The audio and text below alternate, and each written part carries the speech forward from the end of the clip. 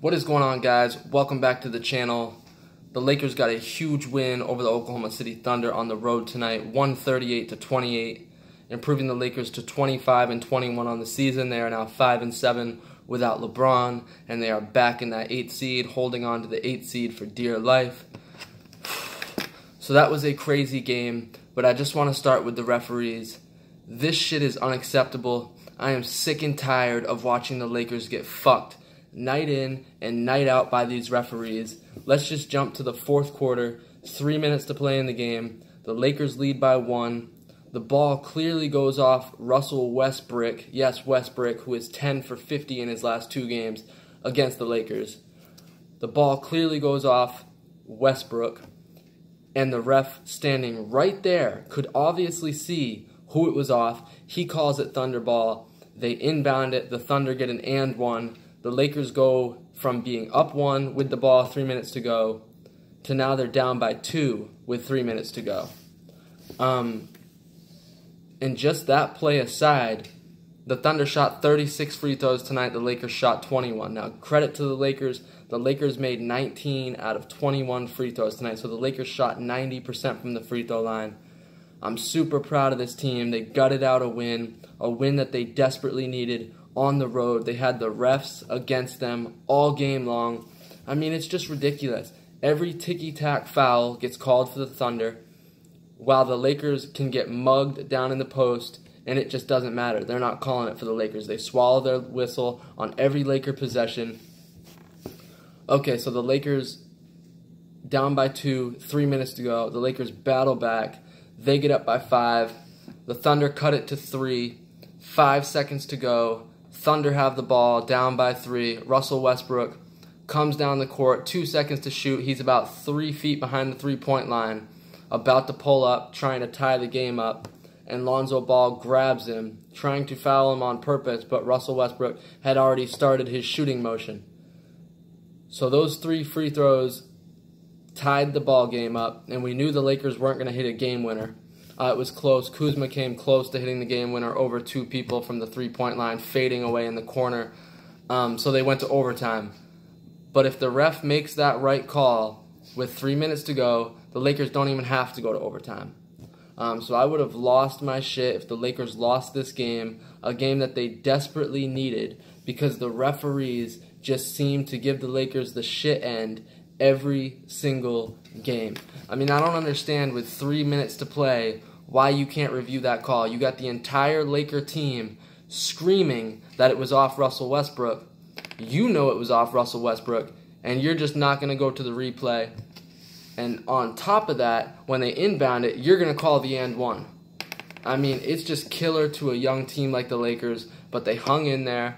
They went to OT, and credit to Lonzo Ball, man. He came back from that terrible foul on Westbrook. Now, I get what he was trying to do. The Lakers had a foul to give, so he was trying to foul Westbrook before he started shooting, but it ended up being a terrible play by Lonzo because Westbrook had already started pulling up, and you knew Westbrook was going to hit all his free throws. The dude cannot hit a jump shot to save his life, but he is still pretty good from the free throw line. So I was very discouraged. The Lakers went to overtime. You know, I didn't think there was much hope, but the Lakers came out. Credit to them again. They played great in overtime, got a big lead on the Thunder. Lonzo hit a couple big shots. Kuzma hit a couple big shots, and the Lakers just pulled away for the 10-point win on the road. This is a huge win, man, and it would have been such a tough loss for the Lakers, the way that they have been nosediving without LeBron, falling out of the playoffs. To get this win on the road, especially they got Houston next, they got Golden State after that. So this would have just been such a demoralizing loss, and I know me personally, I would have been very pissed off if this young Laker team who outplayed the Thunder for 3.5 hours lost because the referees can't do their jobs correctly. And this is unacceptable.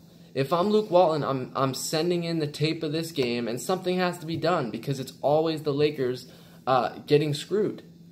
And it's not right. I mean, you could clearly see that it went off Westbrook. The Lakers would have had the game over. If they go and lose in overtime after that, I mean, it's just unacceptable. You're costing teams games out here by not calling the game right. But anyways, to get to some stats, Kyle Kuzma. Let's put some respect on Kyle Kuzma's name. There's a lot of people calling him role player. I get on him a lot because he does make some dumb plays, offensive fouls. You know, he starts to play hero ball a little bit too much. But, man, this kid's getting consistent. We're seeing him turn into a star right in front of our eyes. He's now averaging over 19 points a game. And he's really the only one on this team you can rely on every night. Kuzma's starting to get you 20, 25, 30 every single night. Tonight he got super hot late. He ended with 32 points, 8 rebounds, 4 assists, and 3 steals. So shout out to Kyle Kuzma, man. He's doing his thing. He's the closest thing the Lakers have to a second All-Star right now, and he's really stepping up. I really think Kyle Kuzma can become the closer for the Lakers, especially when LeBron is out, because we know clearly Brandon Ingram can't be that guy. I'm going to get to Brandon Ingram in a minute. Ivaca Zubac. What a game for Zubac, man. This kid is the best center on the Lakers. If he does not start against the Houston Rockets, Luke Walton should not only be fired, but he should be banned from the NBA if Zubac does not start next game. Tyson Chandler and JaVale McGee are not the same players without LeBron James and Rajon Rondo on the court, throwing them lobs, pick and roll. Zubac has to start. Every time he is in the game, this kid plays great for the Lakers. He had 26 points tonight, 12 rebounds. He was 12 of 14 from the field, and he was a plus 35 in plus minus. By far led everybody on both teams a plus 35. He ended up playing 28 minutes because he played all 5 minutes of overtime. He played late in the fourth quarter, but there were large chunks of that game where you didn't see Zubac. He would come in, he would put up some good numbers, and then Luke would put him back on the bench. It just seems like with Luke, the better you play, the less you play. So Zubac needs to be the starting center for the Lakers going forward. I don't care what anybody says. He's the best center on this team. He stepped up big tonight. He's a huge reason the Lakers got to win. Lonzo, he made that terrible play at the end of regulation, fouling Russell Westbrook, but he made up for it in overtime, hit a big three, then he drove to the rack and made a layup over Steven Adams. He had 18 points tonight, 10 assists, 6 rebounds, shot 7 of 17. So this is the perfect game for Lonzo Ball. He gets his 18 points and his 10 assists. I said before this game, Lonzo would need 10 assists for the Lakers to win this game tonight, and he would need 15 to 20 points because the Lakers don't have a lot of scorers right now with LeBron out. Lonzo needs to get 15 to 20 points a game, and he's got to get around 10 assists for the Lakers to consistently win.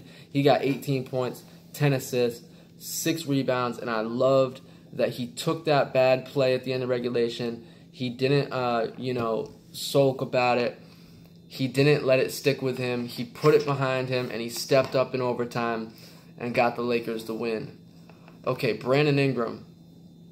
He was a disaster in this game.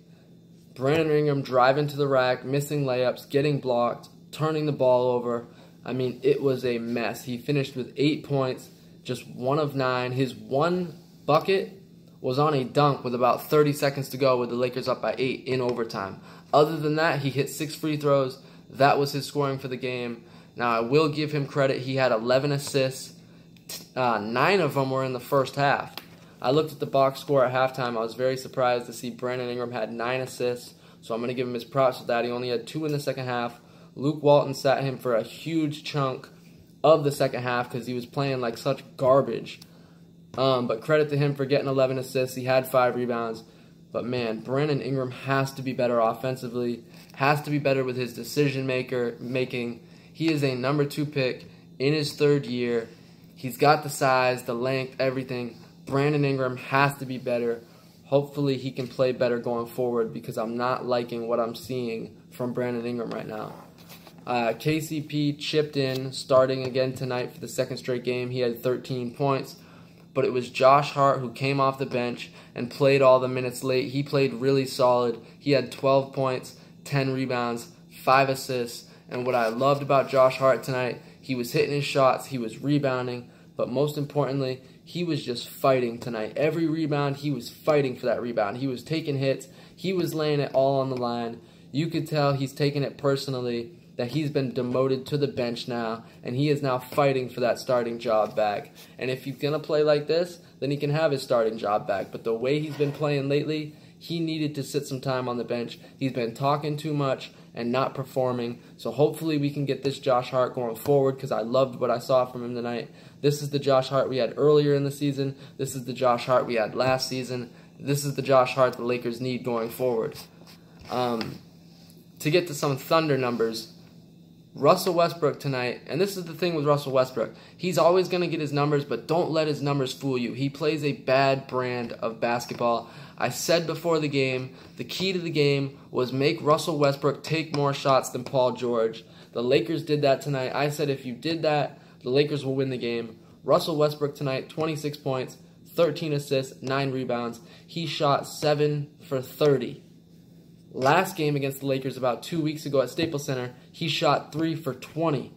So Russell Westbrook in his last 2 games against the Lakers is a combined 10 for 50. This is why I'm not big on nicknames, but the nickname Russell Westbrook is perfect, because it's exactly what he is. This guy has no jump shot. Now, he did hit a couple threes in this game. He started to kind of get hot from 3, but overall, 7 for 30 is terrible after being 3 for 20 last game. This guy's jump shot has just fallen off planet Earth. He did hit those 3 big free throws at the end of regulation, but overall, great job by the Lakers making Westbrook just huck up shots all game, because he is shooting a league worst 20-something% from the three-point line this year. So good job by the Lakers.